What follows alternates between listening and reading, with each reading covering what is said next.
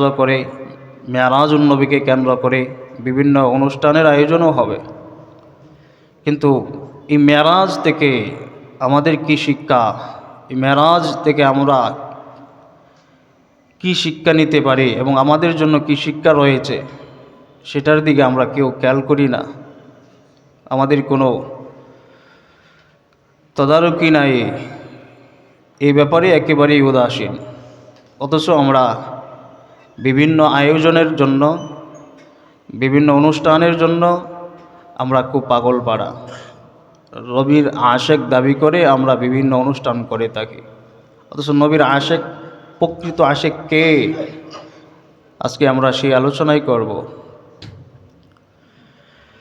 আল্লাহ নবী সাল্লাল্লাহু আলাইহি ওয়াসাল্লামের নবুয়তের ৭ম বছর, ৪৭তম বছরে নবীজি সাল্লাল্লাহু আলাইহি ওয়াসাল্লাম নবুয়ত প্রাপ্ত হয়েছেন কত বছরে? ৪০ বছরে।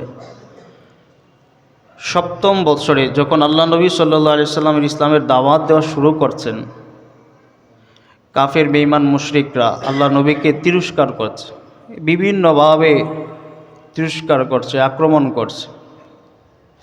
তো নবুয়তের ৭ম বছরে আল্লাহ নবী সাল্লাল্লাহু আলাইহি ওয়াসাল্লামকে এবং সাহাবায়ে কেরামদেরকে মক্কার মুশরিকরা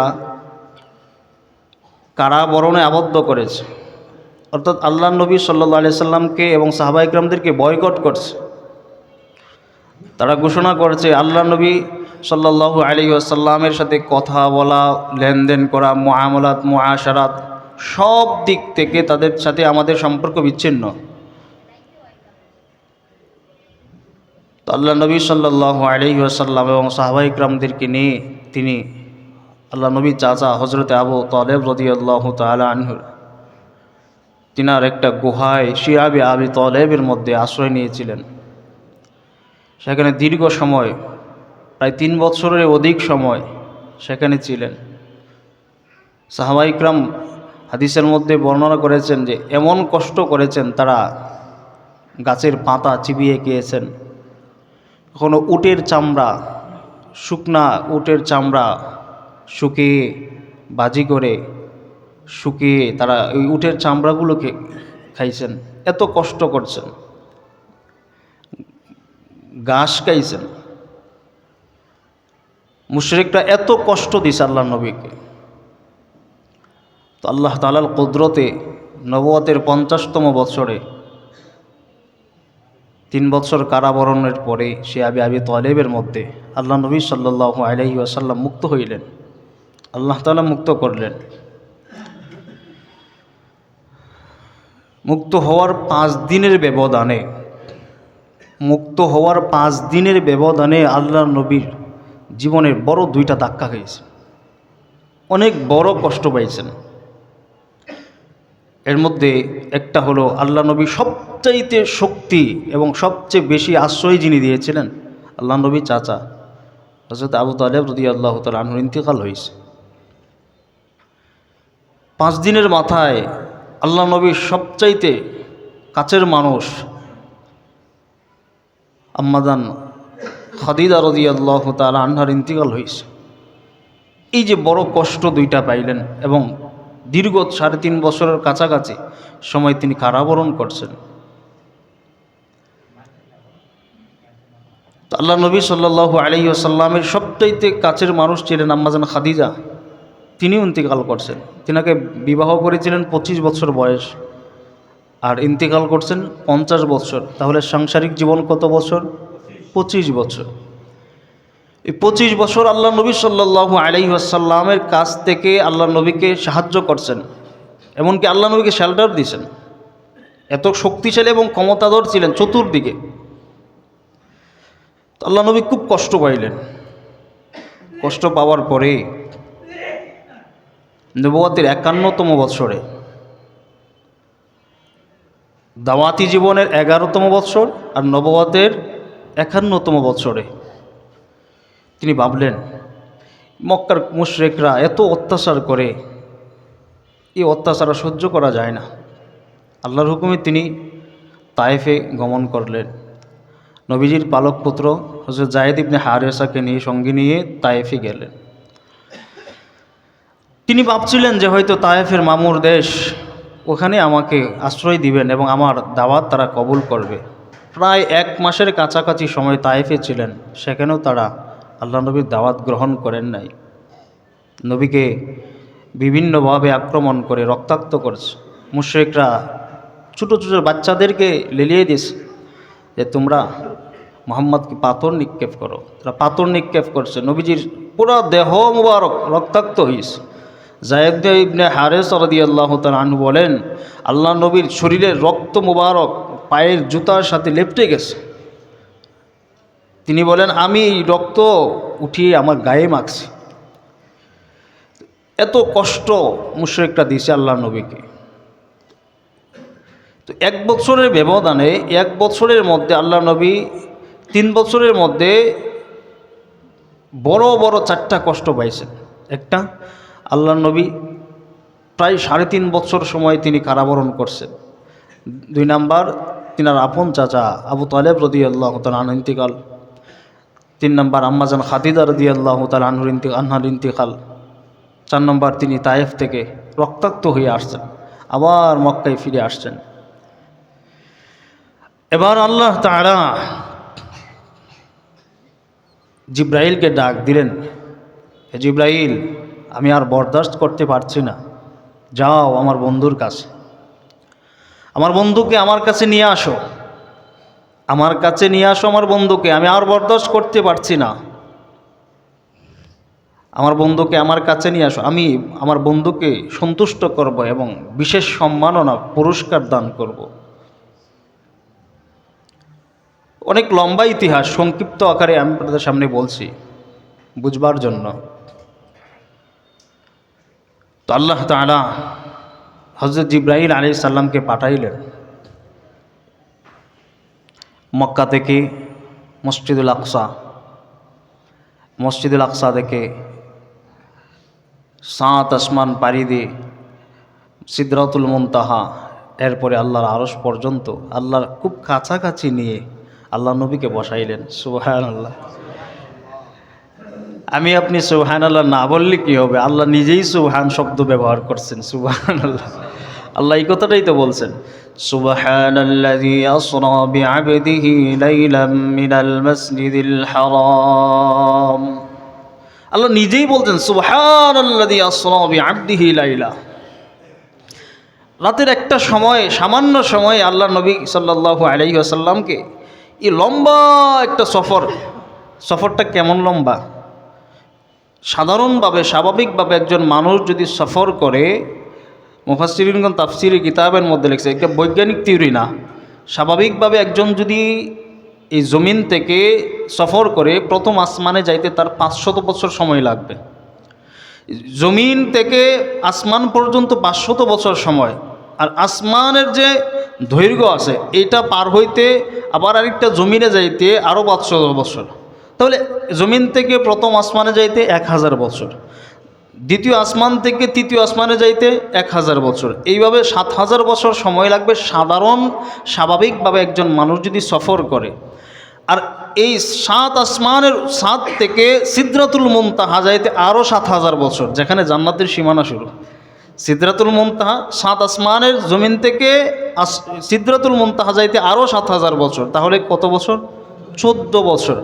এই লম্বা একটা সফর আল্লাহ নবী সাল্লাল্লাহু আলাইহি ওয়াসাল্লামকে আল্লাহ তাআলা সামান্য একটা সময়ে তিনি করিয়েছেন। সুবহানাল্লাহ, এই জন্য আল্লাহ সুবহান শব্দ ব্যবহার করেছেন। আল্লাহু আকবার। সুবহান শব্দ দিয়ে আল্লাহ তাআলা এটা বর্ণনা করেছেন। সুবহানাল্লাহ। তো এই লম্বা সফর করে আল্লাহ নবী সাল্লাল্লাহু আলাইহি ওয়াসাল্লামকে আরশে আজিমে আল্লাহর কাছে বসাইয়া, যেই কথাটা বলার জন্যই এই এতক্ষণ কথা বললাম, সেটা হলো আল্লাহ নবীকে খুব কাছাকাছি বসাইছেন। আল্লাহ তাআলা বলেন, দোস্ত, আপনাকে মক্কার মুশরিকরা তিরস্কার করে কষ্ট দিচ্ছে, আমি আল্লাহ তো সহ্য করতে পারি নাই দোস্ত, এই জন্য আমি আপনাকে নিয়ে আসছি। দেখেন না, আমি আপনাকে এমন অলৌকিক মুজিজা দান করব, এমন সম্মান দেব, আসমানের নিচে জমিনের উপরে কিয়ামত পর্যন্ত এমন সম্মান কোনো মাখলুক পাবে না। সুবহানাল্লাহ। আর এমন সম্মানই আল্লাহ নবীকে দিয়েছেন। মেরাজ মেরাজুন নবী আমাদের নবী বিশ্ব নবী রহমাতুল্লিল আলামিনকে দান করেছেন, যা কিয়ামত পর্যন্ত কোনো মানুষকে দেওয়া হবে না। আর যত আনেওয়ালা নবী উম্মতের মধ্যে আসছেন, কোনো নবীকেও আল্লাহ তাআলা এই সম্মান দেন নাই। সুবহানাল্লাহ। তো ইনি সম্মান দেওয়ার জন্যই তো আল্লাহ নবীকে ডাকছেন। তো তিনি কি বললেন, দোস্ত আমি তো আপনাকে ডাকলাম, সম্মান দেব, পুরস্কার দেব, তো নেন আমার পুরস্কার। আমি আপনাকে পুরস্কার দিলাম, নেন পুরস্কার। আজকে শুধু আপনি নামাজের পুরস্কার নিয়ে যান না, সুবহানাল্লাহ, শুধু নামাজের পুরস্কার নিয়ে যান। জাকাতের পুরস্কার জিব্রাইল আপনার কাছে নিয়ে যাবে জমিনে, হজের পুরস্কার জিব্রাইল আপনার কাছে নিয়ে যাবে জমিনে, দান সদাকার পুরস্কার জিব্রাইল আপনার কাছে জমিনে নিয়ে যাবে, কোরআন জিব্রাইল আপনার কাছে জমিনে নিয়ে যাবে। নবী আমি আপনাকে নামাজের পুরস্কারটা দিয়ে দিলাম, আপনার উম্মতের জন্য 5 ওয়াক্ত নামাজের পুরস্কার আপনি নিয়ে যান। সুবহানাল্লাহ। কেন? আপনি যদি জাকাতের পুরস্কার নেন, হজের পুরস্কার নিয়ে যান, তাহলে আপনার লাগেজটা বড় হয়ে যাবে, কষ্ট হবে। আপনি শুধু আজকেই নামাজের পুরস্কারটা নিয়ে যান না। সুবহানাল্লাহ, আল্লাহু আকবার। তো আল্লাহ নবীর শ্রেষ্ঠতম পুরস্কার এবং শ্রেষ্ঠতম মুআজিজা, যে সম্মান আল্লাহ তাআলা সমস্ত নবীকে আল্লাহ তাআলা বিভিন্ন রকমের মুআজিজা দান করছেন, কিন্তু আমাদের নবীর 2টা মুআজিজা, এই 2টা মুআজিজা কিয়ামত পর্যন্ত অটল থাকবে। এমনকি মানুষ এই 2টা মুআজিজা ধারণ করবে, ধারণ করে এই 2টা মুআজিজা থেকে তারা শিক্ষা নিয়ে তারা জান্নাতি মানুষ হয়ে যাবে। সুবহানাল্লাহ। 1 নম্বর মুআজিজা কোরআন, 2 নম্বর হলো এই মেরাজুন নবী ঘটনা থেকে সালাত।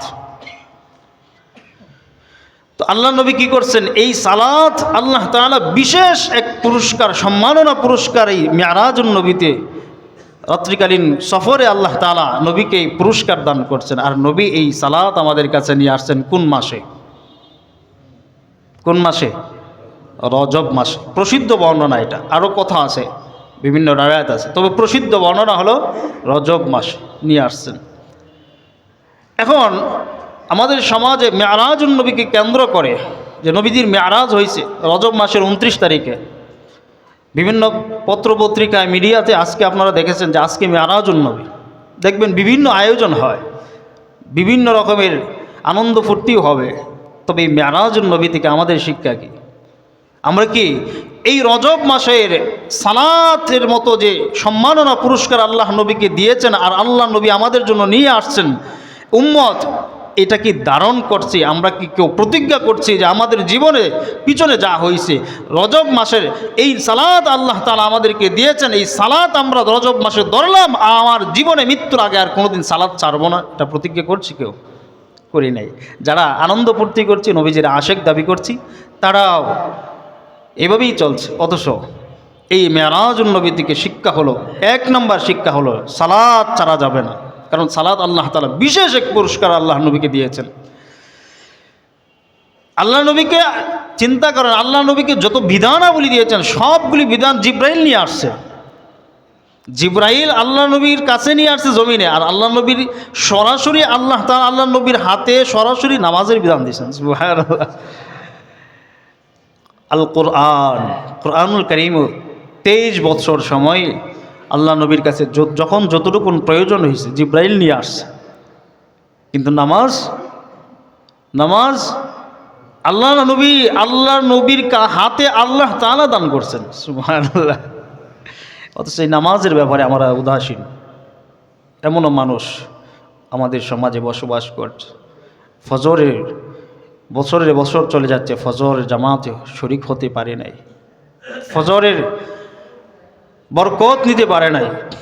আল্লাহ তাআলা এই সূরা, যেই সূরা সুবহান দিয়ে শুরু করছেন, সূরা ইসরাইল, এই সূরার 78 নম্বর আয়াতে আল্লাহ তাআলা বলছেন, আকিমিস সালাতা লিদুলুকিশ শামসি ইলা গাসাকিল লাইল। নবী আপনি সালাত কায়েম করুন, লিদুলুকিশ শামস সূর্য হেলে পড়ার পর থেকে, ইলা গাসাকিল লাইল রাতের ঘন অন্ধকার পর্যন্ত। অর্থাৎ সূর্য হেলে যাওয়ার পরে আমরা কোন নামাজ পড়ি? জোহরের নামাজ। জোহরের নামাজ থেকে এশা পর্যন্ত, জোহরের নামাজ থেকে এশা পর্যন্ত নবী আপনি সালাত কায়েম করুন। আকিমিস সালাতা লিদুলুকিশ শামসি ইলা গাসাকিল লাইল, সূর্য হেলে পড়ার পর থেকে আপনি রাতের ঘন অন্ধকার পর্যন্ত আপনি সালাত কায়াম করুন। 4 ওয়াক্ত নামাজ, জোহর আসর মাগরিব এশা, জোহর আসর মাগরিব এশা। এরপরে আল্লাহ তাআলা বলেন বিশেষ করে ফজরের সালাত, ওয়া কুরআন আল ফজর, বিশেষ করে ফজরের সালাত আপনি কায়াম করুন। ওয়া কুরআন আল ফজর, ফজরের কোরআন, আই সলাতুল কোরআন, আই সলাতুল ফজর। ও কোরআন আল ফজর, ফজরের কোরআন মানে আই সলাতুল ফজর, ফজরের সালাত আপনি কায়েম করুন। তাহলে কয় ওয়াক্ত নামাজের কথা বলছেন? 5 ওয়াক্ত নামাজ এক আয়াতের মধ্যে। আল্লাহ তাআলা বলার ভঙ্গিটা দেখেন কত সুন্দর, চমৎকার। আল্লাহ বলতেছেন লিদুলুকিশ শামসি ইলা গাসাকিল লাইল, সূর্য হেলে পড়ার পর থেকে আপনি রাতের ঘন অন্ধকার পর্যন্ত 4 ওয়াক্ত, জোহর আসর মাগরিব এশা। এরপরে আল্লাহ তাআলা বিশেষত্ব বোঝানোর জন্য, পার্সোনালি স্পেশালিটি বোঝানোর জন্য ফজরকে আল্লাহ তাআলা পৃথক করে বললেন কুরআন আল ফজর, ফজরের বিশেষ করে ফজরের সালাত আপনি কায়েম করুন। সুবহানাল্লাহ। ফজরের কোরআন মানে ফজরের সালাত, ফজরের কোরআন মানে ফজরের সালাত, মানে ফজরের নামাজটাকে কোরআন দ্বারা প্যাকেটিং করা হয়েছে। সুবহানাল্লাহ। ফজরের নামাজকে কোরআন দ্বারা প্যাকেটিং করা হয়েছে। কেমনে? ফজরে দেখেন না, স্বাভাবিকভাবে যে কোনো মসজিদে যাবেন ফজরের নামাজে কোরআন তেলাওয়াত বেশি হয় না কম হয়? বেশি হয়। সব মসজিদে যে কোনো ইমামে ফজরের নামাজে কোরআন বেশি পড়ে, কারণ ফজর নামাজকে কোরআন দ্বারা প্যাকেটিং করা হয়েছে। আর কেন করা হয়? এর পরের আয়াতে আল্লাহ তাআলা বলেন ইন্না কুরআন আল ফজরি কানা মাশহুদা, নিশ্চয়ই ফজরের নামাজ সকলের উপস্থিতির সময়। কি বলছি বাংলা? নিশ্চয় ফজরের নামাজ সকলের, আরে আমি তো ইংলিশ বলি না, বাংলাই তো বলছি, বাংলাটাই বলেন না। নিশ্চয়ই ফজরের নামাজ সকলের উপস্থিতির সময়। সবাই বললে তো ধরা খেয়ে যাবেন, কারণ সবাই তো উপস্থিত হই না আমরা। ইন্না কুরআন আল ফজরি কানা মাশহুদা, নিশ্চয়ই ফজরের নামাজ সকলের উপস্থিতির সময়। এর মানে কি? এর মানে হলো সহিহ বুখারী 555 নম্বর হাদিস, আল্লাহ নবী সাল্লাল্লাহু আলাইহি ওয়াসাল্লাম বলেন ক্বালা রাসূলুল্লাহ সাল্লাল্লাহু আলাইহি ওয়াসাল্লাম ইয়াতাআকাবুনা ফীকুম মালাইকাতুম বিল-লাইলি ওয়া মালাইকাতুম বিন-নাহার। আল্লাহ তাআলার ফেরেশতারা জমিনের মধ্যে দুইটা দল, ফেরেশতাদের দুইটা দল জমিনের মধ্যে এসে ফজর এবং আসরের সময় তারা পালা বদল করে। যারা ফজরের সময় সারা রাত ডিউটি করে, ফজরের সময় ফজরের সালাত আদায় করে তারা আসমানে উঠে যায়। আর ফজরের সময় যারা আসমান থেকে আসে তারাও ফজরের সালাতে এসে শরিক হয়। অর্থাৎ ফেরেশতারা ফজরের কোরআন তেলাওয়াত শুনে। সুবহানাল্লাহ। ফেরেশতারা কোরআন তেলাওয়াত ফজরের নামাজে জামাতে শরিক হয়ে কোরআন তেলাওয়াত শুনে। ফেরেশতা আসমান থেকে যারা সকালবেলা উপর উঠে যায় তারাও এসে জামাতে শরিক হয়। যারা সারা রাত ডিউটি করে তারা আসমানে উঠে যাবে, ফজরের জামাতে শরিক। যারা আসমান থেকে এসে সারা দিন ডিউটি করবে তারাও জামাতে এসে শরিক হয়। এই কারণে এবং মুমিনরা, বিশেষ করে মুমিন যারা, মুনাফিক না, মুমিন যারা, তারা ফজরের জামাতে শরিক হয়। এই জন্যই আল্লাহ বলেন ইন্না কুরআন আল ফজরি কানা মাশহুদা, ফেরেশতারা এবং আবার মুমিন বান্দারা একত্রিত হওয়ার সময় হলো ফজর। ইন্না কুরআন আল ফজরি কানা মাশহুদা, নিশ্চয়ই ফজরের সময় সকলের উপস্থিতির সময়। অথচ আমরা ফজরের ব্যাপারে উদাসীন। ফজর পড়লে লাভ কি? যে ব্যক্তি ফজরের নামাজ জামাতের সাথে পড়ে, সারা রাত দাঁড়িয়ে থেকে নফল সালাত পড়লে যেই পরিমাণ সব, ফজরের নামাজের জামাতের সাথে পড়লে সেই পরিমাণ সব আল্লাহ তাআলা বান্দার আমলনামায় দান করে দেয়। সুবহানাল্লাহ।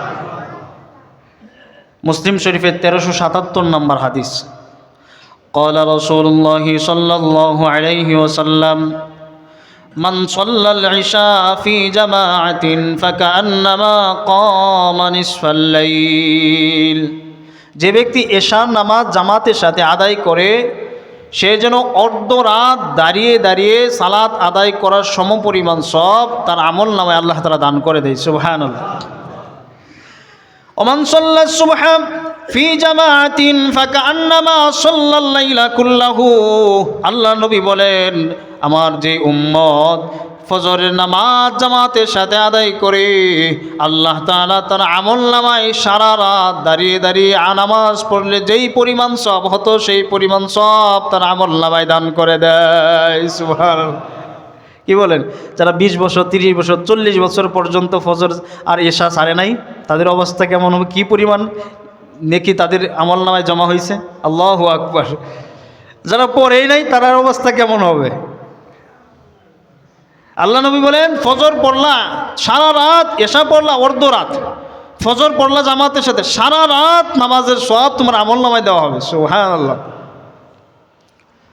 আর যারা ফজর পড়ে তারা তো আল্লাহর বিশেষ নেগরানিতে চলে যায়। সুবহানাল্লাহ। তিরমিজি শরীফের 2164 নম্বর হাদিস, ঐতিহাসিক এক হাদিস। আল্লাহ নবী বলেন ক্বালা রাসূলুল্লাহ সাল্লাল্লাহু আলাইহি ওয়াসাল্লাম মান সাল্লা সুবহা ফাহুয়া ফি যিম্মাতিল্লাহ, যারা ফজরের নামাজ জামাতের সাথে আদায় করে তাদের দিন শুরু করে তারা যেন আমি আল্লাহর বিশেষ নেগরানিতে চলে যায়। সুবহানাল্লাহ। আল্লাহ তাআলা তাদের দায়িত্ব নেয়। সুবহানাল্লাহ। যারা ফজর পড়ে তাদের দায়িত্ব নেয় কে? আল্লাহ। আল্লাহ তাআলার বিশেষ নেগরানিতে তারা চলে যায়। আল্লাহ নবী বলেন ফালা ইউতবি আন্নাকুমুল্লাহু বিশাইইম মিন যিম্মাতিহি, হে দুনিয়ার উম্মত, যে ফজর পড়লো তাকে তোমরা ডিস্টার্ব করবা না, তাকে তোমরা কষ্ট দিবা না, কারণ তাকে যদি কষ্ট দাও আল্লাহর কাছে জিজ্ঞাসিত হতে হবে। আল্লাহ জিজ্ঞাসা করবেন কেন? আমার বান্দা আমার নেগরানিতে ছিল, আমার বান্দা আমার দায়িত্বের মধ্যে ছিল, আমি আমার বান্দাকে বিশেষ দায়িত্ব নিয়ে আমি আমার বান্দাকে আমার নেগরানিতে রেখেছিলাম, আমার বান্দাকে তোমরা কেন কষ্ট দিলা? সুবহানাল্লাহ। আমার বান্দাকে তোমরা কেন কষ্ট দিলা? যারা ফজর পড়ে তাদেরকে কষ্ট দেওয়া যাবে না। যদি ফজর পড়ে তার উপর আমরা জুলুম করি তাহলে জিজ্ঞাসা এটার জন্য জবাব দিতে হবে কার কাছে? আল্লাহর কাছে জবাব দিতে হবে। এটা ফজর যারা পড়ে তাদের একটা বিশেষত্ব আল্লাহ তাআলা দান করছে। 3 নাম্বার, যারা ফজর পড়বে তাদেরকে আল্লাহ তাআলা বিশেষ এক নূরের বেষ্টনীর মধ্যে আবদ্ধ করবেন। সুবহানাল্লাহ। বিশেষ একটা নূরের সুসংবাদ তাদেরকে দেওয়া হবে কিয়ামতের ময়দানে। তারা কমপ্লিট একটা নূরের প্যাকেটের মধ্যে হাঁটতে থাকবে। সুবহানাল্লাহ। আর যারা ফজর পড়বে না আফসোস করবে, আহা কেন পড়লাম না ফজর, বড় আফসোস করে বলবে কেন পড়লাম না ফজর। আবু দাউদ শরীফের 561 নম্বর হাদিস, ক্বালা রাসূলুল্লাহ সাল্লাল্লাহু আলাইহি ওয়াসাল্লাম বাশশিরিল মাশাঈনা ফি যুলামিল মাসাজিদ বিন নূরিত তাম্মি ইয়াউমাল কিয়ামাহ, যারা বাশশিরিল মাশাঈনা ফি যুলামিল মাসাজিদ বিন নূরিত তাম্মি ইয়াউমাল কিয়ামাহ, যারা অন্ধকারে হেঁটে হেঁটে ফজরের সালাতে আসবে, আল্লাহ নবী বলেন তাদেরকে সুসংবাদ, নূরের পরিপূর্ণ নূরের সুসংবাদ দিয়ে দাও। সুবহানাল্লাহ। তাদেরকে পরিপূর্ণ নূরের সুসংবাদ, কিয়ামতের ময়দানে তারা একটা কমপ্লিট নূরের প্যাকেটের মধ্যে তারা হাঁটতে থাকবে। সুবহানাল্লাহ। কিয়ামতের মাঠ তো ঐতিহাসিক মাঠ হবে, এটার তো কোনো বর্ণনা করে শেষ করা যাবে না। সেখানে যদি একটা পরিপূর্ণ নূরের প্যাকেটের মধ্যে সামনে নূর, পিছনে নূর, ডানে নূর, বামে নূর, উপরে নূর, নিচে নূর, মাঝখানে একজন মোমেন যে ফজরের নামাজ অন্ধকারে, এশার নামাজ অন্ধকারে পায়ে হেঁটে হেঁটে মসজিদে এসে পড়তো, হাঁটতে থাকবে আর আফসোস করতে থাকবে মানুষ, আহা এত সম্মান এত পুরস্কার কেন দেওয়া হলো। সুবহানাল্লাহ। ফজর পড়ার কারণে আল্লাহ তাআলা এই পুরস্কার দিবেন। যে ব্যক্তি 4 নাম্বার, যে ব্যক্তি ফজর পড়বে আল্লাহ নবী বলেন সে ব্যক্তি কখনো জাহান্নামে যাবে না। সুবহানাল্লাহ। কি হবে না? কখনো জাহান্নামে যাবে না। মুসলিম শরীফের 1322 নম্বর হাদিস, আল্লাহ নবী কথাটাই বলছেন, قال رسول الله صلى الله عليه وسلم لن يلج النار أحد صلى قبل طلوع الشمس وقبل غروبها। আল্লাহ নবী বলেন, যারা 2 ওয়াক্ত নামাজ, সূর্য উদয়ের আগের নামাজ এবং সূর্য অস্তে যাওয়ার আগের নামাজ, আসর এবং ফজর, আসর এবং ফজরের নামাজ যারা আদায় করবে, আল্লাহ নবী বলেন লাই ইয়ালি জান্নার, তারা কখনো কিছুতেই তারা জাহান্নামে যাবে না। সুবহানাল্লাহ। লাই ইয়ালি, তারা কখনো কিছুতেই তারা জাহান্নামে যাবে না, জাহান্নামের আগুন তাদেরকে ফুরাবে না। তাহলে কি বলেন, ফজর আর আসর পড়বো আমরা ইনশাআল্লাহ। 5 নাম্বার, আল্লাহ নবী সাল্লাল্লাহু আলাইহি ওয়াসাল্লাম বলেন, যারা 2 টান্ডার নামাজ পড়বে। কয় টান্ডার নামাজ? 2 টান্ডার নামাজ। 2 টান্ডার নামাজ যারা পড়বে, বুখারী শরীফের 574 নাম্বার হাদিস, যারা 2 টান্ডার নামাজ পড়বে আসর এবং ফজর, তারা আল্লাহর জান্নাতে প্রবেশ করবে। সুবহানাল্লাহ। قال رسول الله صلى الله عليه وسلم من صلى البردين دخل الجنة। আল্লাহু আকবার। আল্লাহ নবী বলেন, মান সাল্লাল বারদাইন, যারা 2 টান্ডার নামাজ পড়বে, অর্থাৎ আসরের নামাজ এবং ফজরের নামাজ পড়বে, তারা সরাসরি আল্লাহর জান্নাতে প্রবেশ করবে। সুবহানাল্লাহ। তাহলে জান্নাত চাই না আমরা সবাই? কি বলেন? জান্নাতেই তো যাইতে চাই। তাহলে জান্নাতে যাইতে চাইলে সাধারণ একটু কষ্ট করলে সমস্যা কি?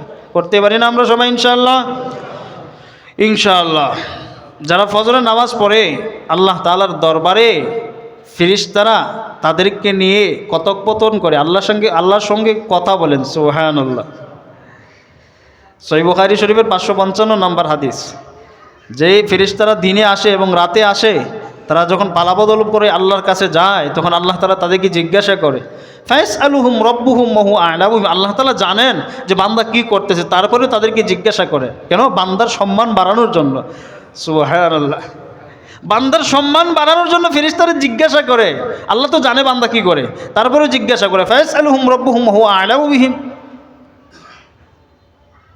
হে আমার ফেরেশতারা, আমার বান্দাদেরকে কি অবস্থায় রেখে আসলা? তোর ফেরেশতারা জবাব দেয়, আতাইনাহুম ওয়া হুম ইউসাল্লুন ওয়া তারাকনাহুম ওয়া হুম ইউসাল্লুন, আতাইনাহুম ওয়া হুম ইউসাল্লুন।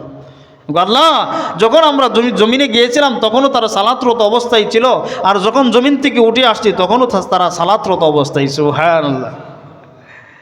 সম্মান দিয়েছেন কে? আল্লাহ। তাহলে এই ফজরের সালাত আদায় করবো তো ইনশাআল্লাহ? যদি আদায় না করি অবস্থা বড় ভয়াবহ। এই ফজরের বিশেষত্ব এবং রজবের বিশেষত্ব, রজব মাসের শিক্ষা আমাদের জন্যই সালাত। এই রজব মাসে আমাদের প্রতিজ্ঞা হবে যে আমরা জীবনে আর কোনোদিনই সালাত ছাড়ব না। এটাই প্রতিজ্ঞা একজন মুমিনের হবে। একজন মুমিন রজব মাস থেকে এটাই শিক্ষা নেবে, আর দোয়া করবে বেশি বেশি যে আমরা, আল্লাহ আমাদেরকে রমজান পর্যন্ত পৌঁছায় দেন। আল্লাহুম্মা বারিক লানা ফি রজব ওয়া শাবান ওয়া বাল্লিগনা রমাদান। আল্লাহ আমাদেরকে রমজান পর্যন্ত পৌঁছায় দেন, মেহেরবানি করে রমজান পর্যন্ত পৌঁছায় দেন। এই সালাতের আমল আমরা ছাড়ব না। ফজরের সালাতটা এতটাই নির্মল যে ব্যাপারে আল্লাহ তাআলা কসম করছেন। সূরা ফজরের প্রথম আয়াতেই তো আল্লাহ কসম করছেন, ওয়াল ফজর, ফজরের কসম। কেন কসম করেন আল্লাহ?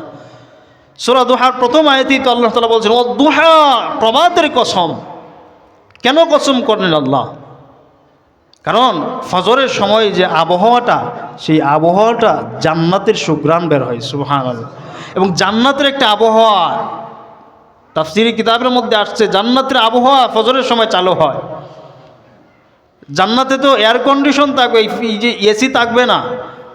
এই জান্নাতে এই ফজরের সময় যে আবহাওয়াটা মানুষ উপলব্ধি করে, এই আবহাওয়াটাই থাকবে জান্নাতে। সুবহানাল্লাহ। তাফসীরে মাযহারিতে এবং তাফসীরে রুহুল মানিতে এই কথাটাই মুফাসসিরিনগণ লেখছেন যে ফজরের সময়ের আবহাওয়া জান্নাতের আবহাওয়ার সমপরিমাণ। মানে মনে হয় যে জান্নাতের আবহাওয়াটাই ফজরের আবহাওয়া। সুবহানাল্লাহ।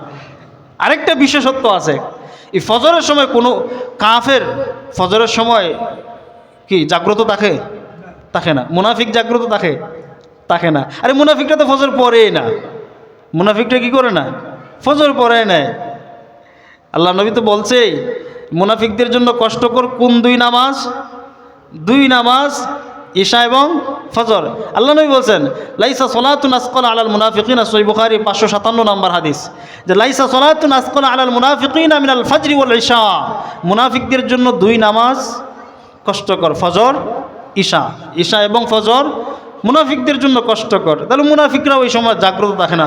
তাহলে ওই ফজরের বাতাসের মধ্যে কাফেরের নিঃশ্বাস থাকে না, ফজরের বাতাসের মধ্যে মুনাফিকের নিঃশ্বাস থাকে না, ফজরের বাতাসের মধ্যে একমাত্র ইমানদারের নিঃশ্বাস থাকে এবং জান্নাতের বাতাস থাকে। সুবহানাল্লাহ। কিসের কি থাকে?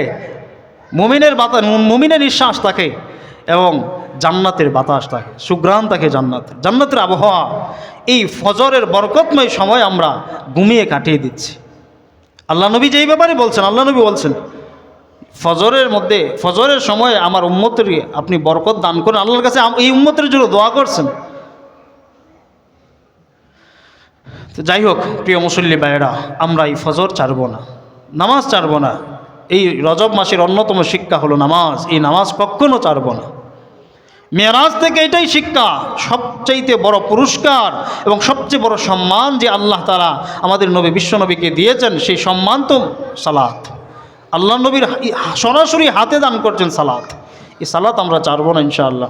সবাই রাজি আছেন ইনশাআল্লাহ? আজকে থেকে আমরা কি এটা প্রতিজ্ঞা করতে পারি না যে আমরা আমাদের মৃত্যুর আগ পর্যন্ত আর কোনোদিন সালাত ছাড়বো না? আরে এটা তো টাকার প্রতিজ্ঞা না, আপনার জীবনের প্রতিজ্ঞা, আপনার জীবন সাজানোর জন্য। বলেন না সবাই ইনশাআল্লাহ? আমাদেরকে আমল করার তৌফিক দিবেন কে? আল্লাহ। আমরা যদি আমল করতে চাই, আল্লাহ যদি তৌফিক না দেয় আমল করতে পারবো? কখনো সম্ভব না। আল্লাহ আমাদেরকে সাহায্য করলে অবশ্যই আমরা করতে পারবো ইনশাআল্লাহ। আল্লাহ আমাদের সকলকে কবুল করুন, সকলে বলে আমিন। জামাতের ব্যাপারে গত জুমায় আলোচনা করেছিলাম। জামাতের গুরুত্বপূর্ণ দুইটা মাসা